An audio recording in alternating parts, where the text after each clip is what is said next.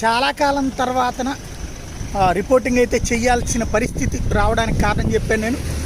ప్రభుత్వం సక్రమంగా పనిచేసుకుంటూ లేదా కనుక ప్రజలకి బాగానే ఉంటే అవసరం లేదు. ఇప్పుడు వరదలు అకస్మాత్తుగా అసలు ఏమాత్రం వర్షాలు వస్తాయి, తుఫాన్లు వస్తాయి అనేటట్లుంది. కానీ ఈ ప్రాంతాలు మునుగుతాయి అన్నటువంటిది అయితే ఎవరూ చెప్పలేదు.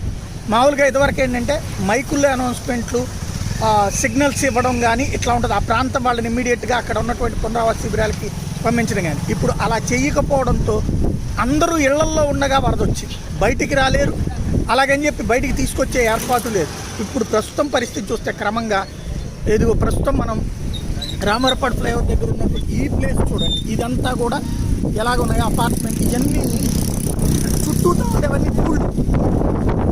ఇది వచ్చేవరకు ఇవన్నీ కూడా కమర్షియల్ ప్లేసెస్, ఎంటర్టైన్మెంట్ కోసం పెట్టుకున్నటువంటి సేల్స్ ఇవన్నీ ఇప్పుడు ప్రస్తుతం ఇది